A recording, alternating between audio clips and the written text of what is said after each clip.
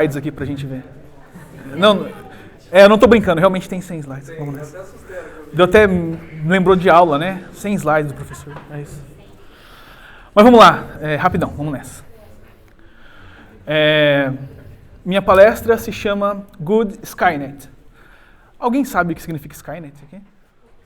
Quem é os mais velhos, né? Quem é mais velho vai lembrar disso aí, não vai? Hã? Alguém lembra desse cara aqui? Ficou meio estilizado aqui, mas... Quem assistiu esse filme aqui? Levanta a mão pra mim. Ah, todo mundo viu, pô. Todo mundo é nerd, né? Não adianta. Né? Mas eu começo com uma frase dizendo... Bom, pra quem não viu, pra quem não é desse planeta, esse é um filme que mostra um futuro distópico onde a inteligência artificial destruiu a humanidade. É, mais ou menos isso. Então eu começo falando sobre isso. E a minha frase é calma, Dev, vai ficar tudo bem, eu acho. Não tenho muita certeza, não. Mas vamos discutir e trazer insights para a gente pensar juntos aqui, tá bom? Então vamos lá. Primeiro ponto, deixa eu voltar. Estou bem feliz porque é a primeira vez que eu mostro essa identidade visual e tal, então estou bem empolgado, fiz com uma tesão essa parada aí. Então quem que é esse cara? Eu vou falar um pouquinho de mim, rapidinho aqui, tá? 50 slides falando de mim e o resto... Não, tô zoando. Galera, eu sou um nerd de coração, o título vem daí, eu acho que gosto muito de games, YouTube, Star Wars, todas essas paradas que vocês estão ligados, né? Então, isso é o que me motiva e o que me traz conforto nas horas de descanso. Jogar um pouquinho, ver uns filmes, estou assistindo Ruptura, muito bom, recomendo a todos ver. Tá? Falando um pouquinho academicamente do Diogão, então me formei lá em 2007 na UTF-PR, onde dei aula por um bom tempo depois também. Fiz mestrado em inteligência artificial em 2012, lembra que em 2012 ninguém se falava muito sobre isso ainda, né? Comecei doutorado, mas não tanquei, mas enfim, a vida é essa, vamos embora. Profissionalmente, hoje eu estou como Head de Tecnologia na V3, recentemente, há uns 9 meses mais ou menos. Como disse, fui ex-professor na UTF-PR. Vou falar mais no final, mas uma das coisas que eu mais tenho tesão em fazer hoje é dar mentorias. Faço isso de forma gratuita. Eu já falei com mais de 100 pessoas no ano passado. E, putz, é o que me dá tesão de fazer no dia a dia. Além de tudo o resto, né, claro. Um pouquinho das coisas que eu já fiz, só para colocar alguns logos de produtos que eu já entreguei no longo da minha vida. Eu não falei, mas eu sou velho, tá? Eu me visto que nem jovem, assim, mas eu sou velho pra caramba. Eu tenho 39, fiz semana passada aqui. Olha. Mas nesses 18 anos, já fiz produtos para Gillette, Vox, Twitter, Sonho de Valsa, Lacta, Skol, tudo que tá aí, tá? Lugares onde passei, cadê o Felipe? Felipe? Lucas? Como é que era o nome? Tá ali. Desculpa, eu sempre confundo o Felipe. Obrigado pelos gatilhos todos, tá? Foi muito legal relembrar de tudo que você foi falando ali. Então, Luiza Lebes, fui Tech Lead, como foi falado ali. Passei também pelo Banco Neon, Marcelão comigo lá. Na Meifácil, depois no Banco Neon. Bank, Recente, Provi e atualmente estou na V3. Beleza? E eu gosto muito desse próximo slide, porque eu gosto de dar essa carteirada, mais ou menos, de botar esses logos tudo na frente, assim, porque eu gosto de passar por esse slide aqui, que é o seguinte. Vamos, meu filho. Aqui, tá bom. No final disso eu sou um bosta, tá ligado? Cada dia que passa eu sinto que eu sei menos. Então se você tá passando por isso, calma, é normal. Faz 18 anos que todos os dias eu sei que eu sei menos ainda. Então, fazer o quê? Vambora, vamos nessa. O importante é fazer alguma coisa com o que você sabe, tá ligado? Bom, vamos lá. Chega de ladainha. Acho que só mais uma paradinha, que eu acho que isso aqui, esse slide, é uma parada que me fez pensar muito e rever um pouco sobre o que é a carreira. O que faz você se manter num lugar. Olhando assim, não dá para entender muito o que é essa imagem, né? Mas eu vou explicar.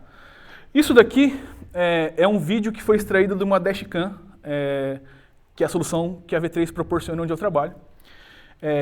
E aquele motorista ali, ele falou pro departamento dele que ele tinha passado mal enquanto dirigia. E ele estava prestes a ser mandado embora. E aí o pessoal resgatou o vídeo, e esse vídeo é bem forte, eu não quis colocar o vídeo aqui, está até censurado ali, mas mostra o momento em que ele colisiona com aquele carro que está ali na frente, e mostra ele tendo convulsão, passando muito mal. Então, se não fosse esse vídeo, esse cara estava desempregado hoje. olha, chega a arrepiar. Então, a parada é, trabalhem com um propósito. A minha linha de código faz isso com a vida das pessoas. Se você está num lugar onde você não tem propósito, não sei se é muito bom você continuar lá, sabe? Tipo, pense nisso. Tá legal? Vamos lá. Bom, acho que a primeira coisa que eu quero trazer é por que eu decidi fazer essa palestra. O pessoal me chamou do GDG e falou, Diogão, tem um assunto. Eu falei, cara, deixa eu pensar aqui e tal. E, cara, estava numa fase da minha vida em que eu estava com muita coisa para fazer ao mesmo tempo. Como o pessoal comentou, estou como head, então, cara, codar sobra um tempinho lá no final do dia, se você quiser ainda, se você se esforçar muito. Então, com cada vez menos tempo para codar, e o backlog sempre cheio de coisas, eu pensei, caramba, é o what if, né? A gente delegar um pouco desse trabalho para IA. Será que isso já funciona, né? Muita gente fala disso, né? Muita gente fala que não tem como viver mais sem isso. Tem uns moleques que trabalham comigo lá, os moleques só usam isso e falam, não, deixa eu ver se esse negócio funciona. E aí fui testar se funcionava, e aí falei, talvez faça sentido falar um pouquinho dessa minha experiência, tá? Bom, qual que é o objetivo dessa palestra aqui? É mostrar como a IA tem impactado na minha produtividade, não quer dizer que sirva para vocês, mas como funcionou para mim. Então pode ser que funcione para alguns, não funcione para outros, mas uma coisa que não dá para a gente tampar o sol com a peneira é falar que isso não vai mudar a vida de todo mundo que está nessa sala, porque isso vai. Isso aqui já não é mais um achismo. Se você não usa IA, ou se você não conhece IA, ou se você está esperando que ela não funcione para você manter o seu emprego, você está indo pelo caminho contrário. Você tem que pensar que ela vai te ajudar e não negar ela, né? E todas as evoluções históricas que a gente sofreu, teve uma parte da galera que foi os negacionistas e outra que tirou vantagem daquilo, né? Então, esse é o ponto. Boa, beleza até aqui? Vamos.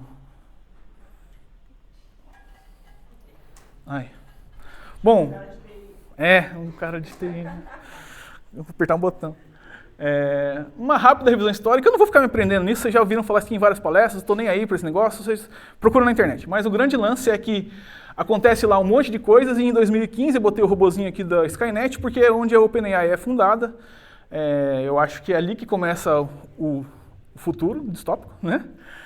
Porque a OpenAI, ela fez uma coisa muito interessante, eu falo daqui a pouco, mas lá em 2015 ela é fundada, em 2018 começa um potencial das LLMs, em 2020 a galera já está gerando código com o GPT-3, em 2021 a galera lança o Copilot, que já autocompleta umas coisas que você não imagina que funcionam daquele jeito. E em 2023, hoje nós temos ferramentas como Cursor, Warp, e outras coisas que eu vou mostrar aqui, mas a coisa está ficando realmente séria, tá?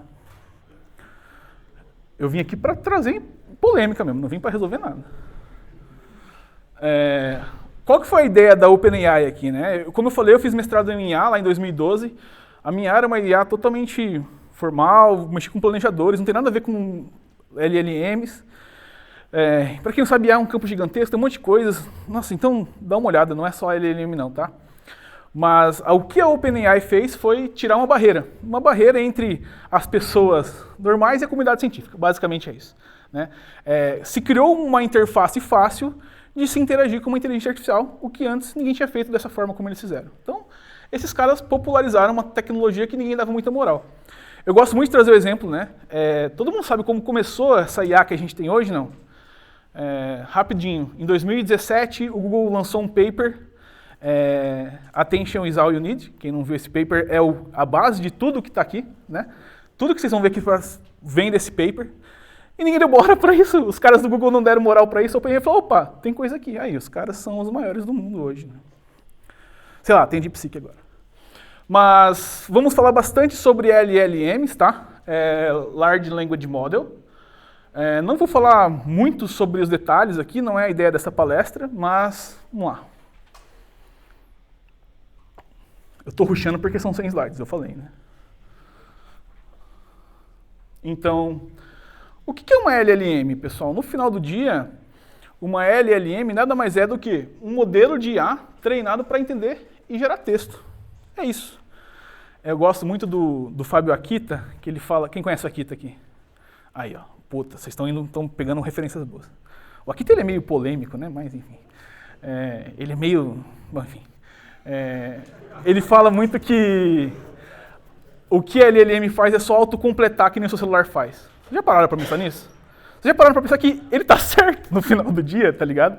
Sabe aquele autocomplete que você digita uma palavra e ele sugere a próxima palavra? É isso que essa porra é no final do dia, entendeu? É mais ou menos.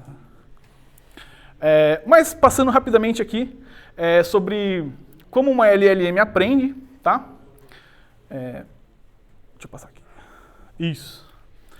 Então, galera, se a gente for parar para pensar, acho que uma primeira coisa que eu quero tirar da mente, de alguns de vocês ainda têm, é que a IA é inteligente, que ela programa.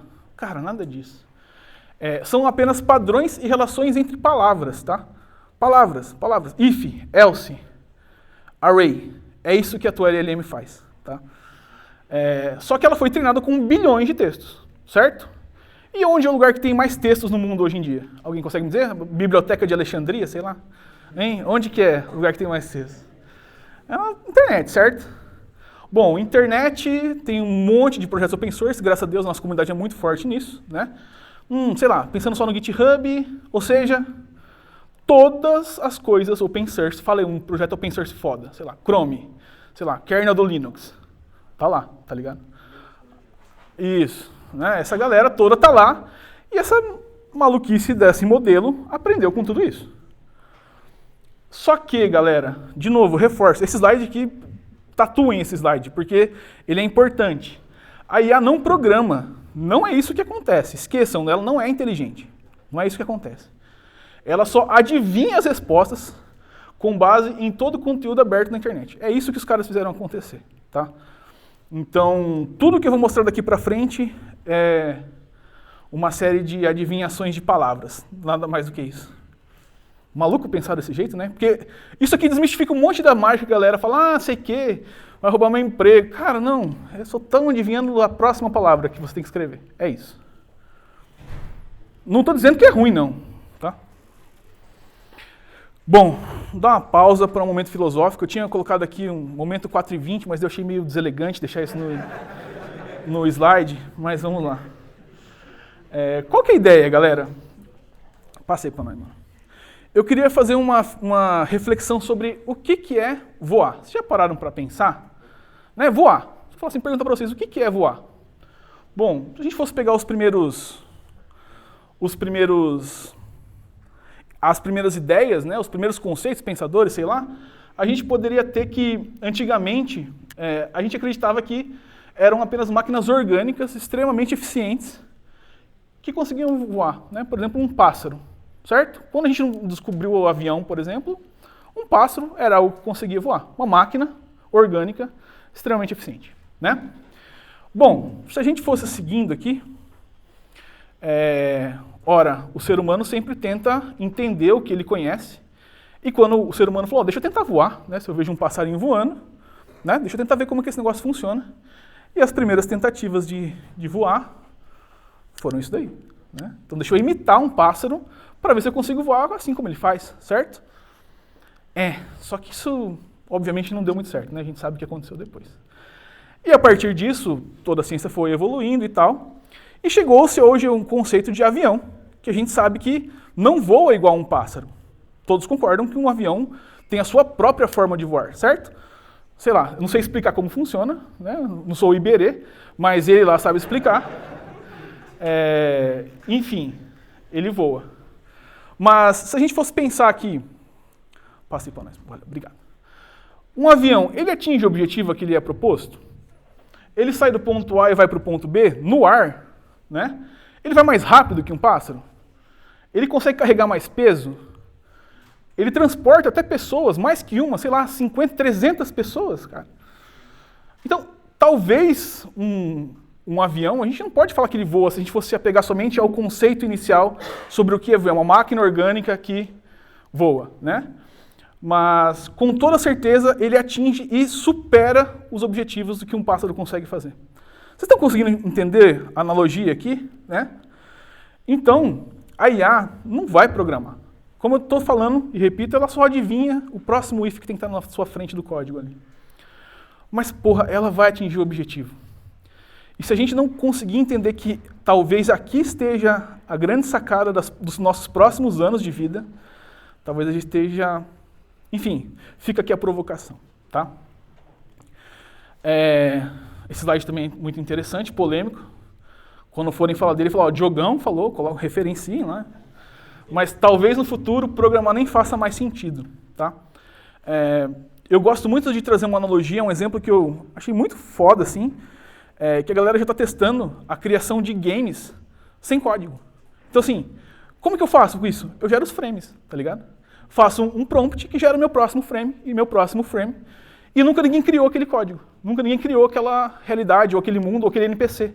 Olha que maluquice, cara. Vocês acham que a gente está longe de falar que programação talvez não exista mais? Porque para que serve a programação? Para que serve a nossa área toda? É uma ferramenta. É uma ferramenta para atingir um objetivo. Qual que é o objetivo que a gente resolve? Cara, a gente resolve problemas. Então, se antigamente a gente usava um martelo para pregar um prego, hoje a gente tem uma parafusadeira que faz a coisa de uma forma muito mais eficiente. Sei lá. Enfim, fecha o momento 4h20. Bom, de novo, só rapidinho falando um pouquinho sobre evolução dos modelos. Então, putz, lá 2019, a gente podia pensar que o GPT-2 conseguia gerar texto, mas ainda não era tão confiável, né? Puta, ele errava muito, todo mundo tirava sarro, lembra? Ah, essa aí não vai dar em nada. Eu pergunto quantos R's tem Strawberry lá, ele não acerta, né? Todo mundo deve falar disso, né? Dava para fazer documentação, certo? Eu já usava, eu fiquei maluco lá. Em 2022, já rolava um códigozinho básico, gerar um readme mais ou menos, da tua aplicação, do teu códigozinho ali. Um CRUD simples, né? Cara, o GPT-4 já deu um puta salto, tá? Então ele debuga, sugere arquiteturas. Olha isso.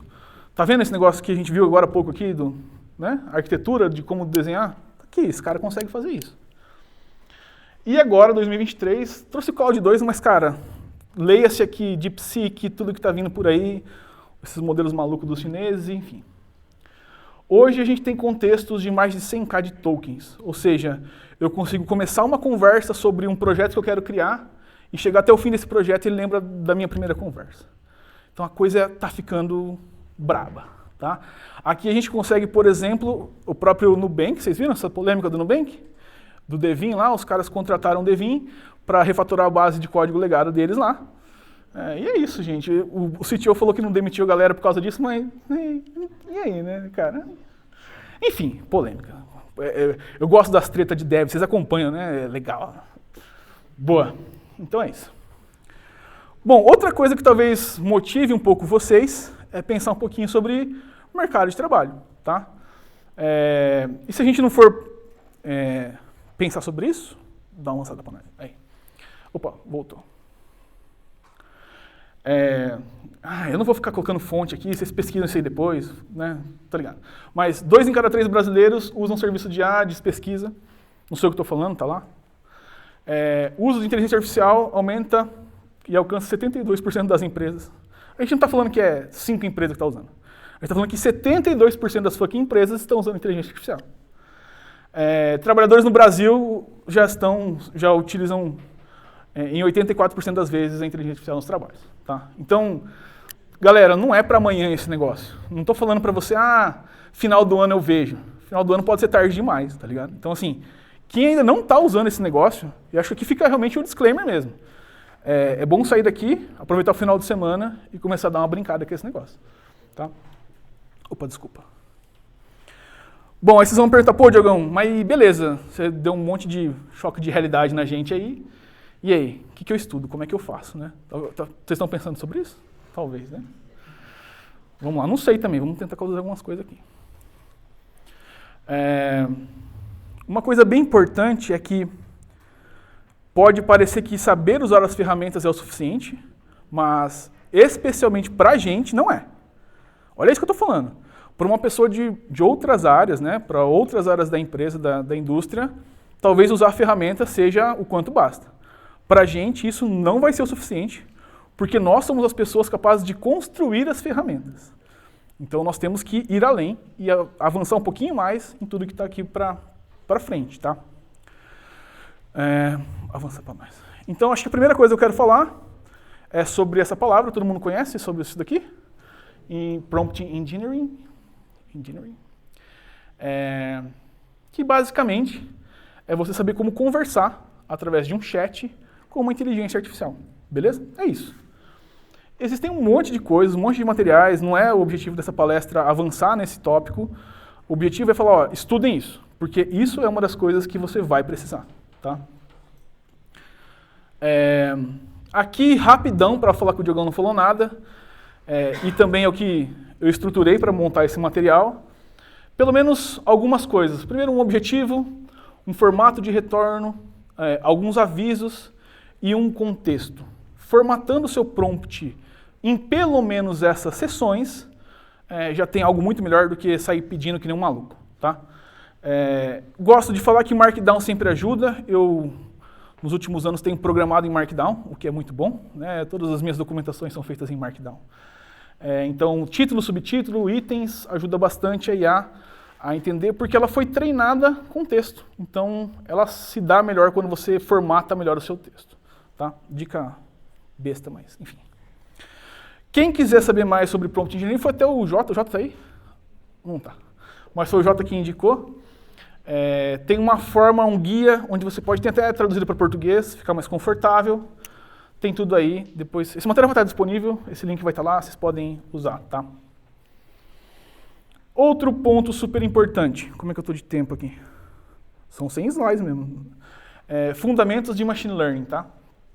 Então, se você já ouviu falar sobre como uma LLM funciona, a gente trouxe aqui, pincelou algumas coisas, mas não sabe como isso acontece ou como treinar a sua própria IA, não precisa ser a IA dos chineses, tá, gente? Ninguém está falando para ser uma IA competitiva, mas os fundamentos de como funciona o Machine Learning, que é a área que engloba toda a questão de como gerar uma LLM, por exemplo, é super importante que você comece a dar uma olhada, tá? Entender como os modelos funcionam ajuda a ajustar e treinar soluções customizadas.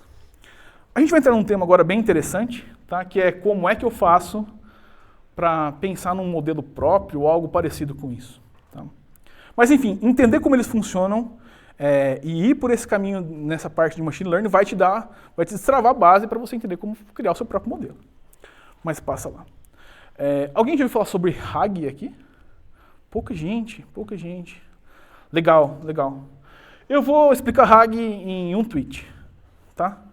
RAG é uma forma de você pegar o conhecimento que existe em um documento, tá? Um PDF da sua empresa, jogar esse documento em um banco de dados, certo? E aí pensa que esse banco de dados é especial. Com esse banco de dados eu consigo fazer uma consulta por similaridade. Tem todo um contexto matemático que ele calcula, né? Foda-se. A similaridade é o quanto um texto parece com o outro. Então, por exemplo, se eu tenho a Constituição e eu estou procurando, sei lá, falei algo da Constituição que tem lá. Oi? Artigo 5º. Eu vou lá, dito artigo 5º, e aí eu tenho a Constituição como um documento treinado, certo? Ele consegue achar similaridade em qual ponto daquilo está mais perto.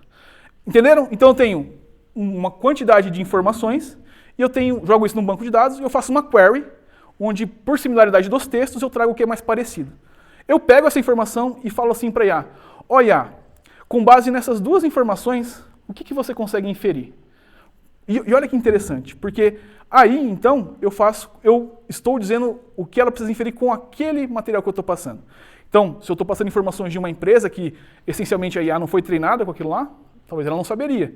Mas eu falando assim, ó, dentro desse texto, ache tal coisa, aí é fácil para ela achar. Então, RAG é isso, tá? Eu simplifiquei pra caramba, tem um monte de coisa, mas depois vocês procuram. Mas é o que eu falo, que se você fizer uma RAG, por exemplo, para a sua empresa, e você pode matar toda a área, sei lá, de Customer Care, fazendo uma parada como essa. Não sei, tô zoando. Mas enfim, dá para fazer uns bots legais com esse negócio, tá? Outro ponto legal é análise de dados. Ou seja, dados... Pode passar aí para nós. Dados é o combustível de IA. Lembra que eu falei lá? Como é que as coisas foram treinadas? Com informações, com textos e tal? Então, saber tratar esses dados e manipular. E aqui entra toda uma área de dados. Quem é de dados entende, aquela parada dos Vs, os Kanban 4, enfim. Mas aqui também é importante para a gente, tá? Entender e saber tratar os dados, porque isso vai ser um input. Lembra que eu acabei de falar do RAG ali? Se você tem dados mal treinados, mal tratados, o resultado vai ser influenciado por isso também, né? Outro ponto super importante, e eu acho que esse é o gancho para o próximo tópico, é falar um pouquinho sobre ética e segurança, né? Já pararam para pensar nisso, né? Ah, tem sempre aquela famosa ética. Ah, se eu pedir para IA gerar um quadro que nem o do Leonardo da Vinci, e aí? Isso, essas paradas, né? Mas vocês ainda vão ouvir muito, eu já ouvi bastante, em todas as minhas tentativas de trazer IA para dentro das empresas onde eu passei. Ah, mas não coloca isso lá não, porque a OpenAI vai roubar os dados da nossa empresa, né? Pode ser comum ouvir esse tipo de coisa. Então, entender o que você está fazendo, como você está fazendo, e principalmente, gente, é que agora é um pouco polêmico com a DeepSeek, mas falar que os dados não são usados para ser treinados, até fazia sentido um tempo atrás, enfim, me enrolei, mas quem pegou, pegou. Enfim, o ponto é saber essa questão de ética, vai te ajudar a explicar como isso funciona, fazer isso da forma correta, se necessário, criar o seu próprio modelo, tá? Aí, uma coisa que eu gosto bastante é não depender das Big Corps, né? Quando a gente fala de IA, quem já... vou fazer uma pergunta, espero que todo mundo levante a mão. Quem já mexeu com IA aqui, com alguma coisa? Alguma coisa, ChatGPT, todo mundo já usou o ChatGPT, né? ChatGPT é da OpenAI, né? Quem já usou o Gemini lá do Google, né? Então, é isso. Mas você está usando uma Big Corp para fazer o que você quer, ou para você só brincar com aquilo, certo? Ah, jogou um código lá para ver o que ele faz, ou pediu para fazer um teste, sei lá. O ponto é que, graças à nossa comunidade, eu acho que vem muito daí, tem muita coisa open source, galera. Então, sei lá, a Meta, né, apesar de meio apocalíptica, os modelos deles são abertos. A própria DeepSeek, olha que legal, né? Abriu o modelo deles, super legal. E o engraçado é que a própria OpenAI não abre o modelo deles, né? É foda, né? Mas se você tem medo de colocar o seu código na OpenAI, na Microsoft, no Google, na DeepSeek, cara, passa aí pra nós. Aí, ó, já viram falar desse cara? Quem já trabalhou com o Olama aqui? Ah, pouca gente, ó. Quem ainda não trabalhou, gente, pô, por favor. É tão simples quanto instalar, sei lá, o Office. Sabe, tipo, não estou exagerando, é fácil assim. Isso, vamos chegar lá. Vamos chegar lá. O que acontece, pessoal? Hoje não é mais barreira uma forma de você utilizar modelos prontos na sua própria máquina. A barreira é que você precisa de um hardware para rodar isso, né? Então, a galera é esperta e eles lançam modelos com diferente quantidade de parâmetros para que eles fiquem maiores ou menores, tá? Então, um modelo com menos parâmetros, ele não é tão esperto ou tão inteligente quanto um modelo com mais parâmetros. A questão toda é que o modelo com mais parâmetros, ou que roda na OpenAI, tem, sei lá, 456 gigas. E você precisa de um computador da NASA para rodar essa porra. Essa é a verdade, né? Então, aí a gente começa a pensar, os caras estão queimando dinheiro. Toda vez que você vai lá e pergunta, ChatGPT, conta uma história para minha filha dormir. Cara, esses caras estão queimando dinheiro usando um modelo super, ultra refinado para responder isso para você. E uma hora isso vai acabar, tá? Assim, escutem o Diogão, mais uma vez, anotem aí. O Diogão falou lá, cara, essa brincadeirinha de não pagar para usar as coisas vai acabar mais rapidinho, não dá mais 2 anos, assim. Então, isso aqui, ó, é você rodar, sei lá, junta o dinheiro, compra uma 4090 e vambora, cara, começa a brincar com essas paradas. Então, use localmente modelos para ajudar no desenvolvimento do seu software. Eu testei, tá? Hoje eu vou mostrar uma das utilidades com o Cursor que sim utiliza, eu paguei para poder utilizar esse negócio, é o Cloud lá e tal, da Anthropic, mas eu testei e dá para fazer um negocinho legal rodando na sua máquina, tá? Não é a mesma coisa, já aviso de bate-pronto, mas funciona bem. Custo? 0. Não estou pagando nada para fazer isso. Tá? Mas como eu disse ali, modelos mais eficientes vão custar caro para rodar, tá? Então assim, ambiente corporativo, uma máquina do Google para rodar isso aqui é $4.000 por mês. Então você vai ter que brigar bastante com o seu chefe. Tá? Outro ponto interessante é que a gente tem uma série de modelos open source. A gente falou muito sobre LLM aqui, né? É o tradicionalzão que a gente tem falado de, cara, vamos lá, vamos gerar código, vamos me dar uma historinha. Mas, cara, o que existe de modelo maluco pronto da galera que pesquisa e disponibiliza isso de forma gratuita, não está escrito. Então, sei lá, eu quero um modelo, por exemplo, trazendo para a área que eu estou agora, um modelo que detecta se por vídeo, visão computacional, se um motorista, por exemplo, está com sono, se ele está distraído, se ele está fumando, se ele está usando ou não o cinto. Em vez de eu ir lá, pegar uma quantidade enorme de fotos e treinar isso de forma supervisionada ou não, cara, possivelmente tem alguém que já fez isso, está pronto. Vai lá, usa, entende e vê se funciona para você. Tá? Onde essas coisas estão? Por exemplo, aqui tem um print screen do Ollama. Alguns modelos, o DeepSeek lançou recentemente, já está no topo lá. Tem o Llama 3, que é da própria Meta, tem as outras versões, enfim. Então, vários modelos de LLMs tradicionais como essa que a gente conhece. Mas, seguindo, tem o Hugging Face. Alguém conhece? Já ouviu falar? Ah, boa. São todos os modelos que você pode, como eu disse, encontrar um que lhe sirva bem. Tá? Passei para nós, mano. A carinha do Hugging Face. Passa mais uma. Puta, ficou ruim de ler, né? Tô sentindo agora o que você estava... mas, enfim, aqui você consegue filtrar, buscar e achar um modelo que talvez lhe faça mais sentido, tá bom? Ufa, tô cansado de... Boa. Bom, vamos lá. Então, antes da gente partir para a última sessão aqui, eu queria trazer algumas dicas de ferramentas, tá? Galera, eu tentei compilar as que eu conhecia, eu já ouvi falar, mas nem de longe isso daqui é o que existe, né? Como esse mercado está muito aquecido, existem várias outras, vocês podem procurar, tem muita coisa aí. Mas vamos lá, vou trazer algumas aqui. Cursor, quem já ouviu falar do Cursor? Boa, pouca gente. O Cursor, vou falar assim, o que é o Cursor, né? É um Visual Code, os caras eram um fork e meteram algumas coisas de geração de código, mas funciona muito bem, tá? O Cursor, o Warp, que é um terminal, cara, nunca mais eu precisei procurar o que é um comando no Linux. Eu escrevo o que eu quero. Puta, eu quero um comando que faça um grep de não sei o que, filtrando só pela porta não sei o que. Ele gera o comando para mim. É uma maluquice, né? Bom, GitHub Copilot eu imagino que todo mundo já tenha ouvido falar.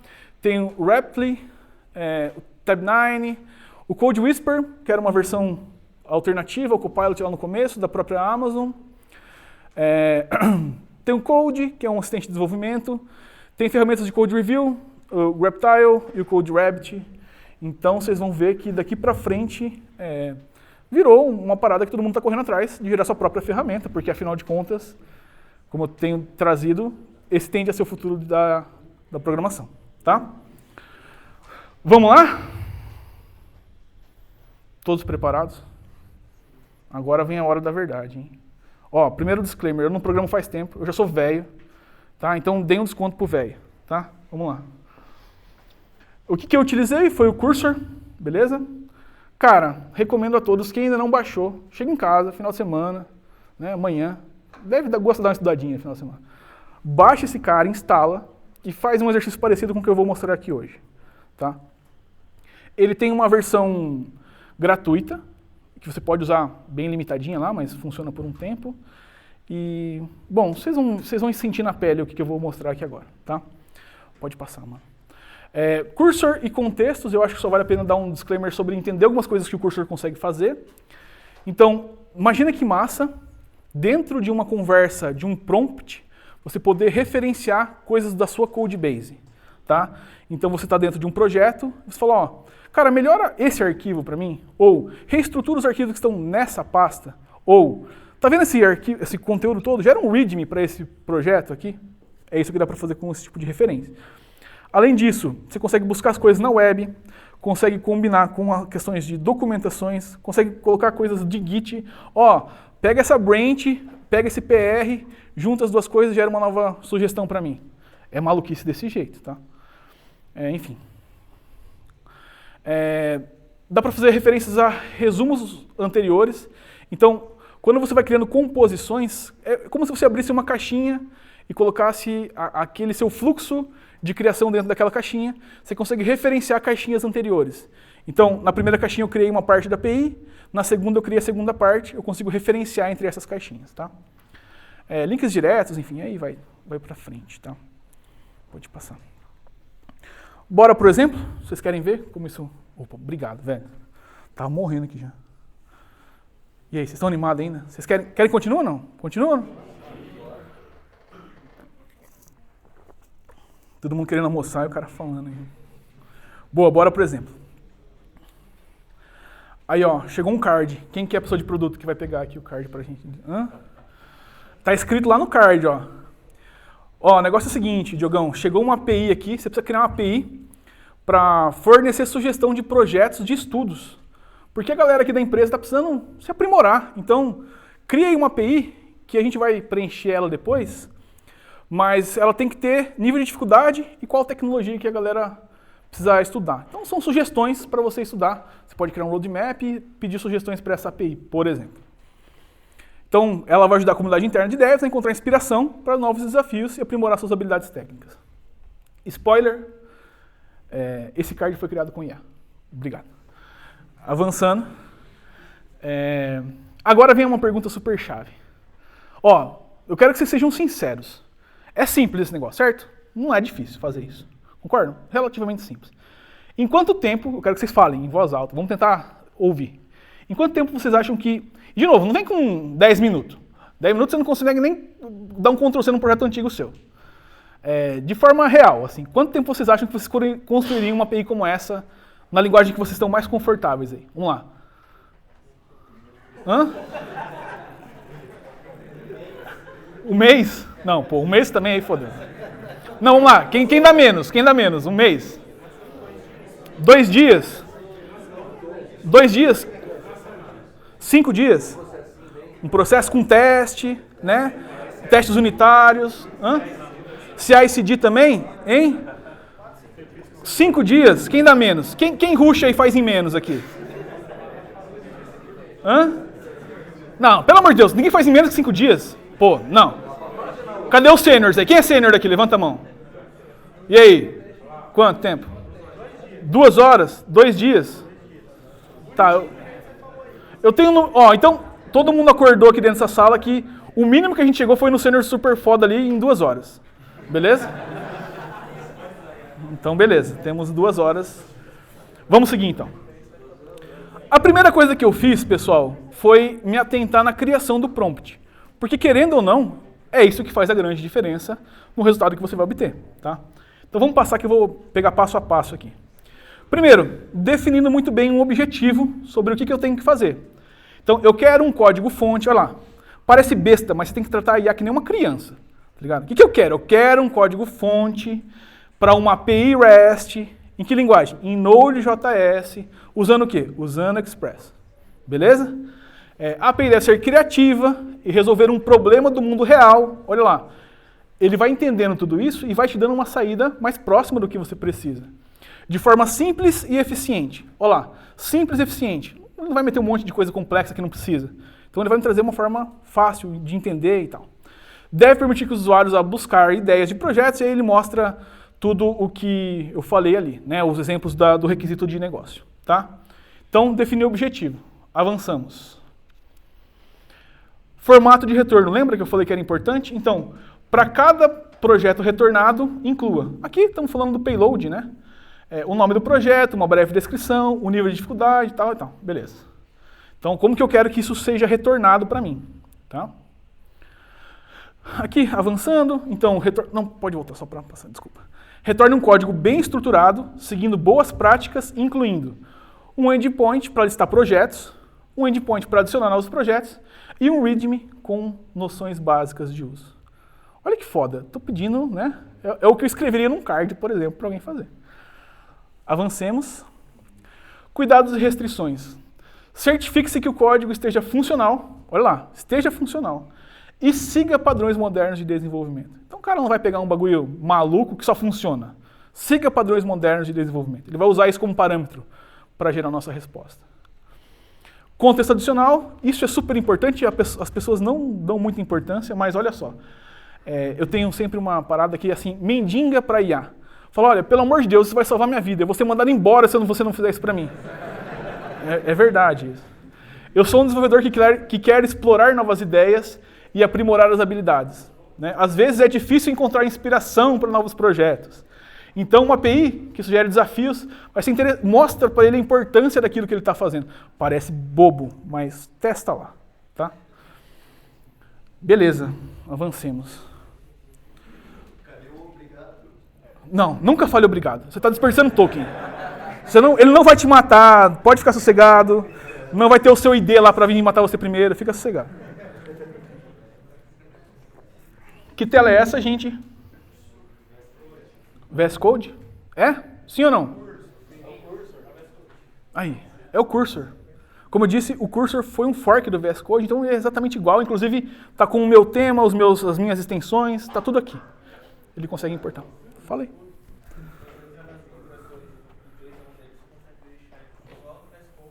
Sim.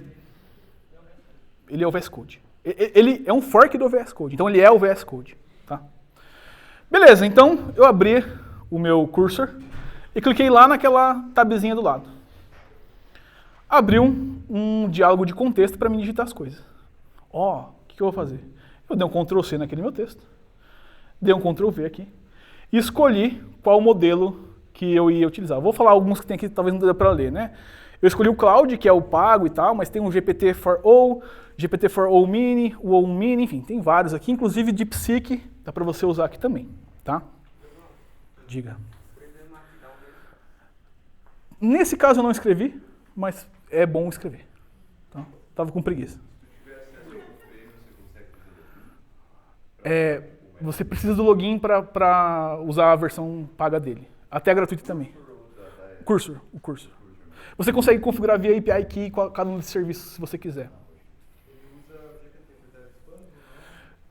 Ele usa o modelo que você seleciona ali, no caso, ele já tem uma integração automática com o Cloud e com o GPT-4o Mini, que você paga para eles, ou eles te dão de graça na versão gratuita, mas você pode configurar os seus próprios API Keys com modelos que você quiser. Beleza? Então tá. Desculpa, cara, volta 2 slides para mim, eu esqueci de falar uma parada, mais um. Não dá pra ver, mas eu coloquei pra mim lembrar. Por que eu perguntei o tempo? Porque eu sou safado. Eu fiz questão de marcar o horário do screenshot. Então eu comecei esse primeiro screenshot às 10h25. Lembrem que eu tirava o screenshot, colocava na apresentação, dava uma arrumada, arrumava aquele fundo de bolinha. Então... Mas vamos tirar isso da equação, tá? Desculpa, volta naquele que a gente estava. Beleza, então mandei bala. O que aconteceu? Aí é que tá a parada, né? Acho que esse slide traduz toda a apresentação que eu vim fazer para vocês. Olha lá, vou ajudar você a criar uma API REST e ele começa a explicar o que ele vai fazer. E a primeira coisa que ele faz é o quê? Primeiro, vamos criar um arquivo package.json. Quem é do Node aí? Tem uma galerinha. Bom, mas todo mundo sabe ler em Node, né? Não precisa saber ler, escrever, mas sabe ler. Então, tenha um package.json. Olha lá, ele já criou um package para mim, com uma versão, com uma descrição. Quem põe descrição nos seus projetos aqui? Ninguém faz isso, né? Aí depois ele começou a criar um server.js, olha lá, importou o Express, importou o CORS. Bom, eu não vou ficar entrando em muitos detalhes, mas alguns pontos interessantes. Toda sugestão que ele dá eu consigo apagar, aceitar ou rejeitar, tá? Então, esse arquivo que você me sugeriu não foi legal. Beleza, não preciso usar. Posso pedir de novo, posso pedir para ele gerar de uma outra forma. Avança para nós. Olha lá. Olha isso, gente. Ele criou toda essa estrutura de arquivo. Eu não fiz a criação de nenhum arquivo aqui. Ele criou os arquivos para mim. Isso dentro de um repositório Git já, tá? Ele criou um README com exemplos de uso, passando uma request, como eu tenho que usar, passando um cur de exemplo. Cara, só pra você fazer isso aqui, velho, você vai ter que pegar, lembrar... Quem lembra de cabeça como faz um cur? Ninguém lembra. Aí tem que ir lá copiar, fazer os campos aqui. O tempo que você demorar para fazer isso. Né? Avança aí para nós. Aí ele criou o package.js, a gente já viu. Pode avançar? Criou um controllerzinho. Eu falei simples, lembra? Eu não falei, cara, eu quero um bagulho em solid, em arquitetura hexagonal. Não, eu queria um negócio simples. Ele jogou a regra de negócio para mim dentro do controller. E é isso, vamos embora. Avançando. Aqui tem as rotas, né? Os arquivinhos de rotas que ele fez. Olha que interessante, tá tudo aí. Vamos lá. O entry point, o servidorzinho lá, usando as rotas. E aí é isso. Avançando. Eu fui ler as instruções. Eu quis ser um dummy, tá? Eu joguei todo o meu conhecimento prévio fora e falei, tá, se eu não soubesse nada, o que eu tinha que fazer? Então, instale as dependências, npm install. Eu vim aqui e digitei npm install. E execute o npm run dev, né? Olha lá, vamos avançar. Eu executei o npm run dev, ele deu certo, de primeira, não gerou nenhum erro para mim. Avancemos. E aí eu colei o cur lá. E em 7 minutos eu tinha aquele card resolvido. É isso. 2 horas versus 7 minutos. Mas aí, tá, poderia terminar aqui a apresentação, mas aí eu fui olhar essa porra desse código, ok, né, in-memory database. Falei, não, eu quero um negócio mais parrudinho, um negócio que, né, que eu pudesse jogar minimamente para testar esse negócio. Eu falei, não, ô Cursor, tá tirando com a minha cara, velho, vem cá. Primeiro, como eu instalei as dependências, precisa que você crie um git ignore, porque senão, né, vai eu subir meu node modules aí, eu vou dar 5 GB de... Né, todo mundo sabe como que o node funciona. Hã? Ele vai lembrar, tá tirando com a minha cara, ele vai lembrar que você tá... Não, cara. Não, desculpa FBI, desculpa inteligência artificial. Aí eu falei, preciso que você crie, por favor, um banco de dados em SQLite para armazenar as informações. Olha lá, eu falei, altere o @projectcontroller, que era aquele arquivo em que tinha as referências ao banco de dados, para que as informações sejam gravadas no banco de dados local e faça isso da maneira mais simples possível. Também precisa que você crie testes unitários. Olha lá, não é só uma API, estou criando testes unitários aqui. Já é o próximo passo do negócio, deixar o negócio parrudinho, tá? Para aquele arquivo lá. Avançando. Renomei o projeto para Good Skynet. E esse repositório será utilizado no GitHub. Então, por favor, crie as actions para rodar os testes unitários quando eu fizer um commit para mim. Manjou? Tá, lembra, 2 horas, né? Vamos lá. Uma coisa interessante que eu acho que vale a pena frisar é que toda alteração que ele faz, todo mundo está de acordo, todo mundo sabe como revisar uma PR aqui, espero que sim, certo? É assim que a gente revisa PR, né? O que a gente está tirando, o que a gente está colocando, se a gente aceita, se a gente não aceita. Ele sugere novas alterações. Então tudo que está em verde aqui é o que ele está falando que ele vai criar de novo, tá? Então ele criou meu git ignore, do jeitinho que eu pedi.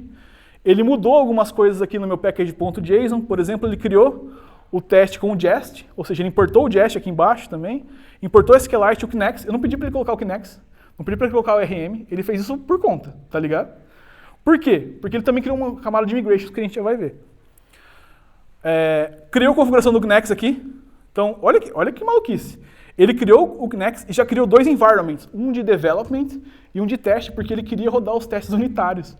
Então quando ele for rodar o teste unitário, ele vai usar o environment de teste para poder rodar esses testes aqui.